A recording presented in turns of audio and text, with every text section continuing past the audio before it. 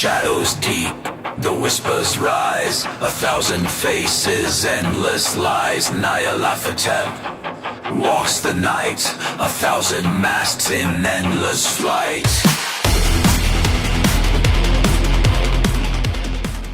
All right, so today we're diving into something pretty unique. Yeah. The world of Nyarlathotep. Ooh. And we're using Demon Barzai's book, the Nyarlathotep book, as our guide. Right. Which is like a grimoire full of rituals and lore about this, I don't even know, fascinating figure from the Cthulhu mythos. Definitely. I know what you're thinking. Lovecraftian stuff can get pretty niche. It can be. Yeah, absolutely. But Nyarlathotep kind of stands out even among Lovecraft's creations. He really does. It's interesting because you have all these, cosmic horrors lurking in the depths. Right. But Nyarlathotep is out and about, walking among us. Right. And get this, 1,000 faces, literally. Whoa. Shape-shifting, adapting. Oh. He's like a bridge between humanity and those terrifying outer gods. Okay, so 1,000 faces. Yeah.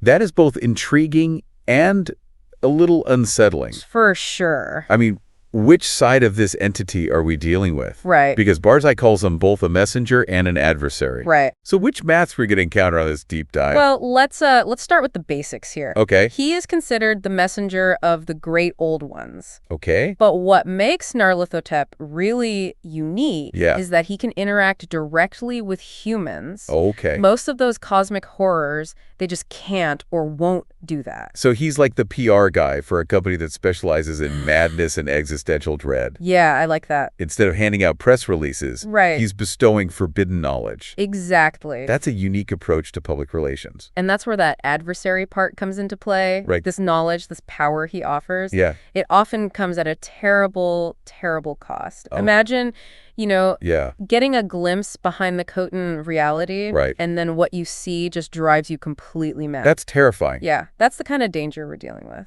Okay, this is already getting creepy and we're just scratching the surface here. Yeah. Before we delve too deep, tell me more about this messenger role. Okay. What kind of messages is he bringing from these outer gods? Well, Barzai jumps right into the deep end Okay. with something called the ritual of calling. Ritual of calling. Yeah, calling rituals are all about, establishing contact, opening communication, Right. and inviting the entity's presence into your space. Inviting.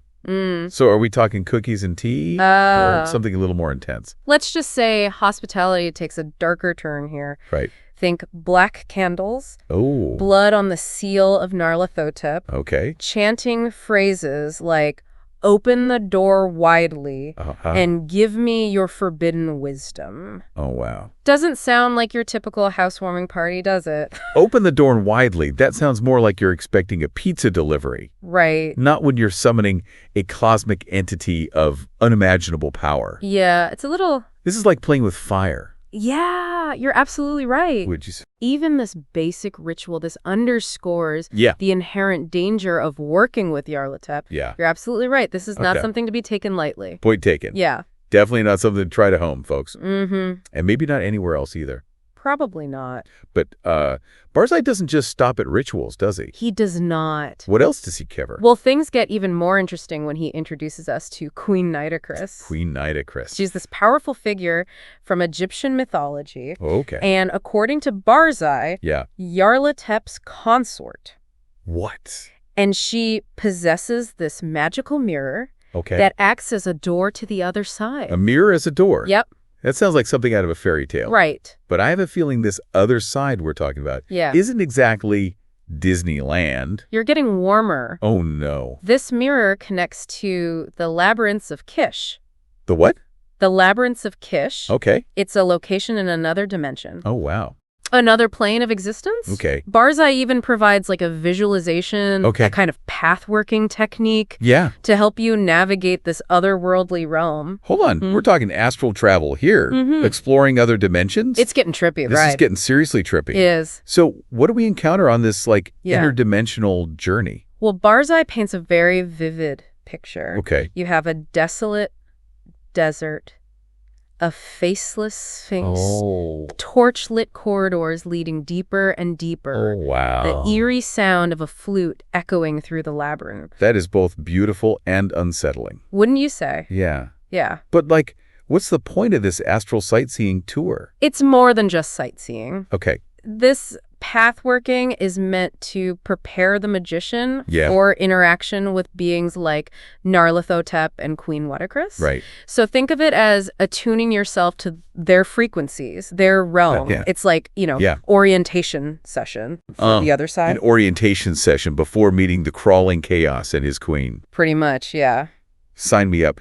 Maybe, I'm starting to see why Nyarlathotep Yeah. is such a fascinating figure. He really is. I mean, he's not just some monstrous entity lurking in the shadows. Right. He's actively engaging with humanity. Yes. Offering knowledge, albeit at a terrifying price. Exactly. And that's just the beginning. Oh, boy. Remember those 1,000 faces we talked about? Oh, yeah. It turns out those faces are literal masks, What? each representing a different aspect or power of Nyarlathotep. Okay, now we're talking Yeah. masks, cosmic power, Yeah. forbidden knowledge. Mm, This deep dive just got a whole lot more interesting. it did.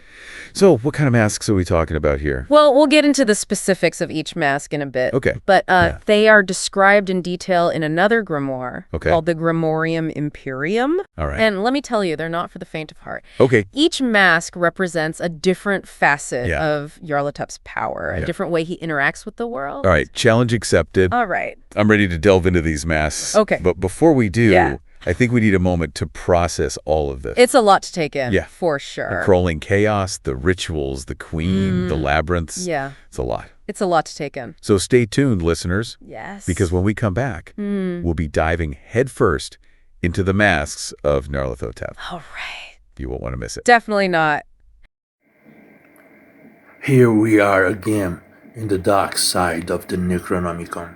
As I said before, it's not obligatory for every Chaos Magick practitioner, but for those who use Necronomicon it's very important.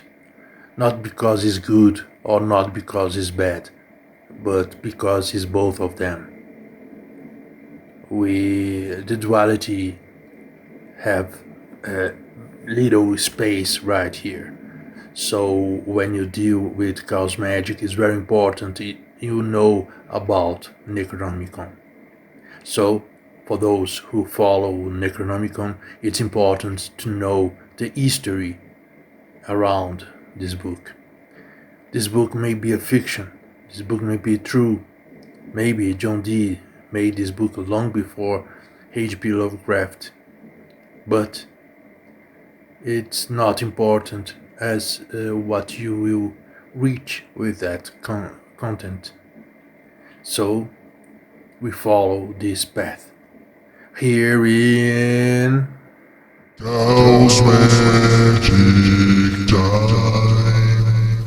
Welcome back to the deep dive. I'm ready to explore some of these masks, if you are. Absolutely. Let's not keep the mystery hanging any longer. Which mask are we starting with? Well, let's start with Enchantment. So picture this. Okay. An avatar made of black smoke Oh, wow. that can travel between dimensions. Okay. Interdimensional travel. That's definitely got my attention. Right. But is this more of a sightseeing tour, or is there a darker side to this smoky entity? That's the thing with Enchantment. It offers both. You could use this power for exploration Right. or for something far more sinister. Oh. Imagine, like, transforming into black smoke, Yeah. slipping into someone's dreams, Uh-huh. and, like, causing them terrifying nightmares. Okay, that's a hard pass for me. Yeah, Nightmares are bad enough as it is, they are. but it does make you wonder, Yeah. why would anyone choose to use this power for harm? It's a question worth pondering. Is it, a thirst for power, Yeah. a desire to inflict suffering, Right, or maybe something even deeper, something we can't even begin to comprehend? right. Yeah. All right, well, let's move on to a different mask. Okay, Perhaps one that doesn't involve nightmares. sure. What else is there? Okay, next up we have Odanin, Odanin, okay. a mass of meat with tentacles that Yeah. specializes in, Yeah. get this, astral vampirism. Woo, hold on. Tentative meat that sucks out your astral energy, that's straight out of a cosmic horror movie. Right. I'm both fascinated and slightly nauseous. Yeah, I get that.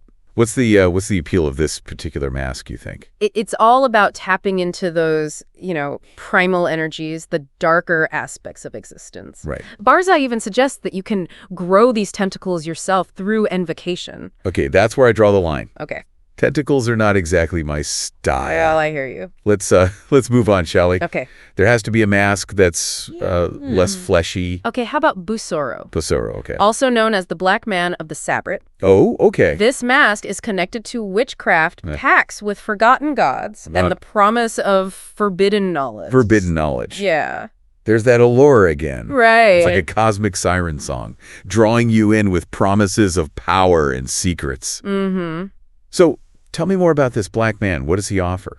Well, imagine tapping into ancient primal magic, the kind that's been hidden away for a reason. Yeah. That's the essence of Busoro. Okay. It's that temptation to unlock forbidden power. Right. Even if it comes at a steep price. There seems to be a pattern here, wouldn't you say? What's that? Cosmic power, Yeah. dark secrets, and a hefty price tag. There's always a price. Yeah. It makes you wonder if the knowledge is worth the risk. Right. But hey, maybe that's the gamble some people are willing to take. Mm.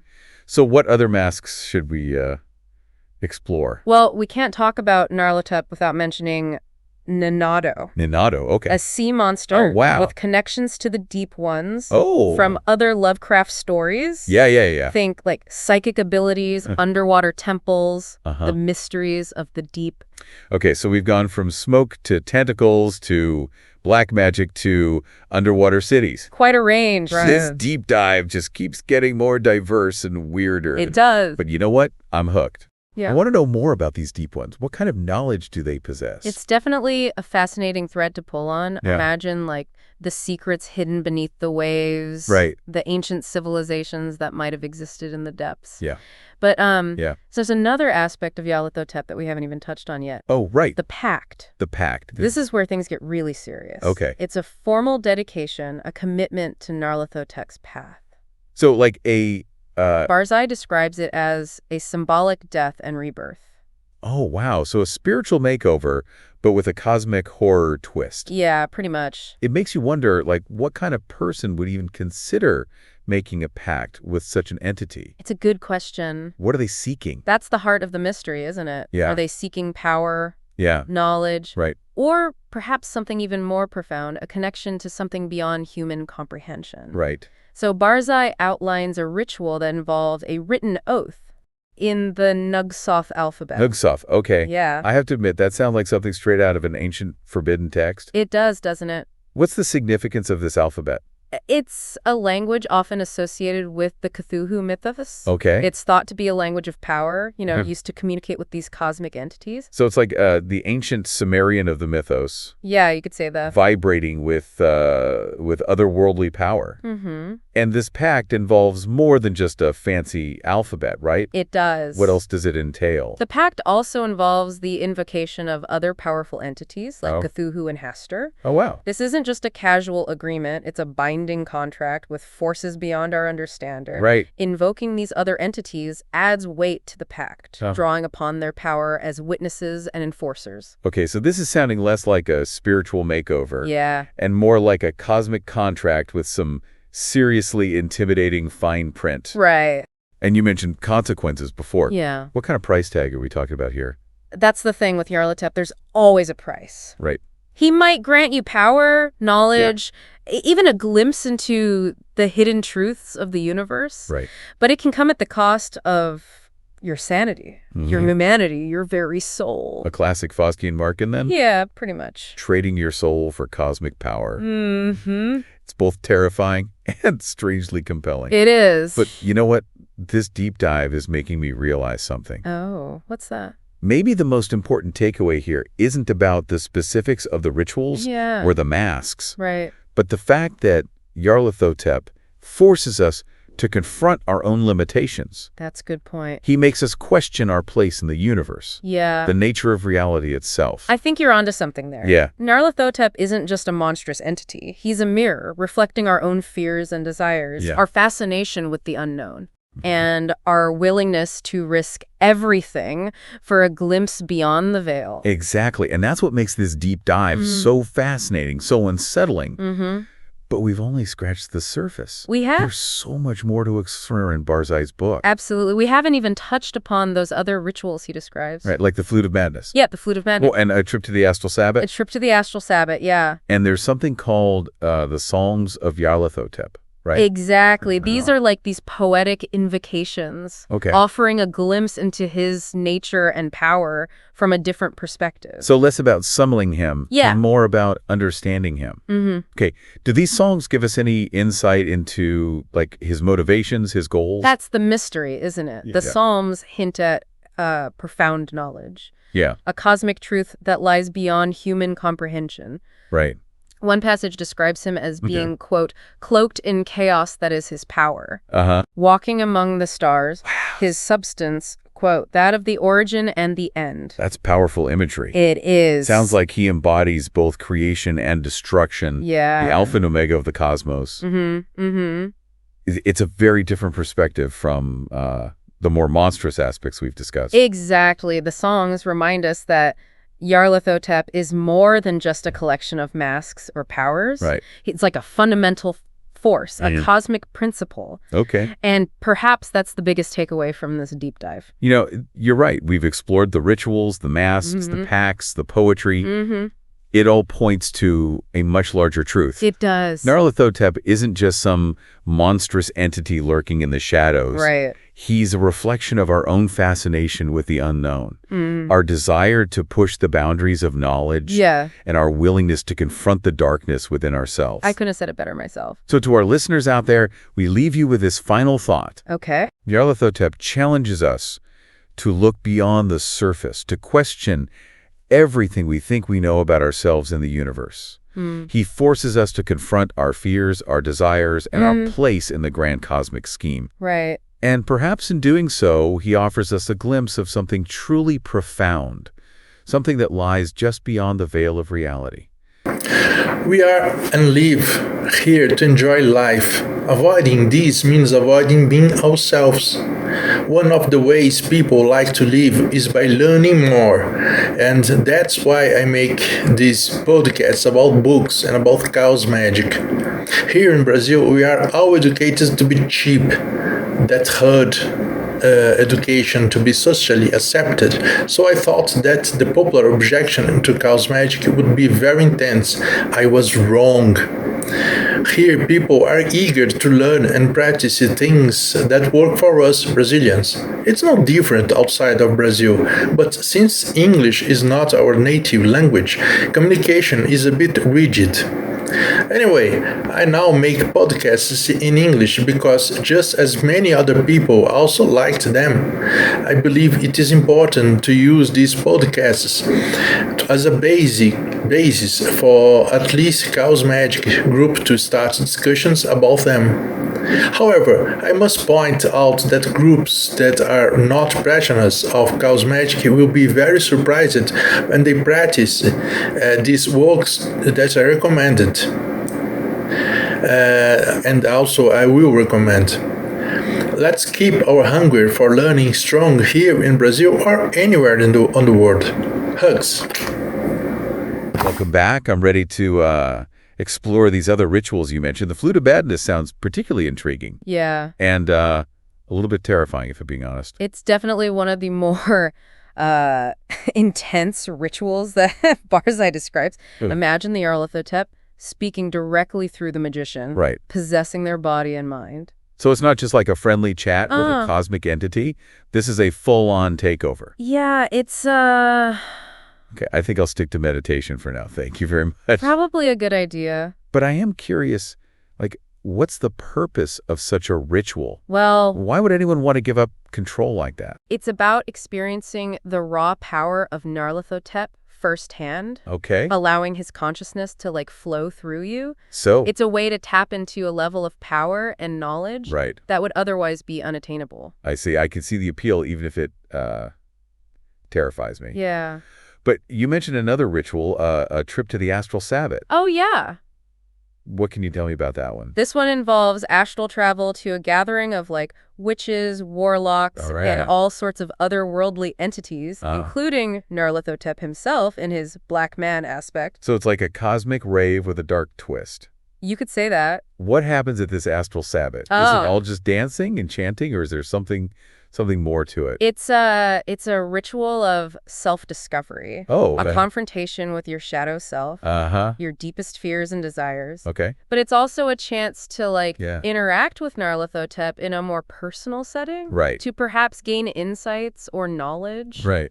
that wouldn't be available through other means. It sounds intense and maybe a little bit dangerous. It can be. You know, these rituals really highlight Nyarlathotep's role as a guide, a teacher, albeit one with a very orthodox approach. Right. But there's one more thing we need to explore, Okay. the songs of Nyarlathotep. Oh, yes. What can you tell us about these poetic invocations? These songs, they offer a different perspective on Nyarlathotep. Okay. They're not instructions for rituals, Right. but more like hymns or prayers, Okay. expressions of devotion and awe. Interesting. One recurring theme is his role as a bridge Uh-huh. between humanity and the outer gods. So less about summoning him and more about understanding him. Exactly. Do these songs give us any insights into, his Oh. motivations, his goals? That's the mystery, isn't it? Yeah. The songs hint at a profound knowledge, Right. a cosmic truth that lies beyond human comprehension. So, is there anything concrete in there, or is it just, very vague and open to interpretation? Well, there is one passage that describes him as Okay. being cloaked in chaos, that is his power, walking among the stars, Okay. his substance, that of the origin and the end. Whoa, that's powerful imagery. It is, isn't it? Sounds like he embodies both creation and destruction, the alpha and the omega of the cosmos. It's a very different perspective Yeah. from the more monstrous aspects we've discussed. It really is, yeah. It reminds us that Nyarlathotep is more than just a collection of masks or powers. Right. He's a fundamental force, a cosmic principle. Okay. And perhaps that's the biggest takeaway from this deep dive. You know, you're right. We've explored the rituals, the masks, the pacts, the poetry. Yeah, And it all seems to point to a much larger truth. it does. Nyarlathotep isn't just some monstrous entity Oh, lurking in the shadows. Right. He's a reflection of our own fascination with the unknown, Mm-hmm. our desire to push the boundaries of knowledge, Yeah. and our willingness to confront the darkness within ourselves. I think that's a great way to put it. So, to our listeners out there, we leave you with this final thought. Nyarlathotep challenges us to look beyond the surface, to question everything we think you know about ourselves and the universe. He forces us to confront our fears, our desires, Right. and our place in this grand cosmic scheme. It's a lot to think about. And perhaps, in doing so, he offers us a glimpse of something truly profound, Yeah. something that lies just beyond the veil of reality. The path is clear, a mirror speaks, the truth draws near. Possess the soul, the Santa calls, through azure gates where darkness falls.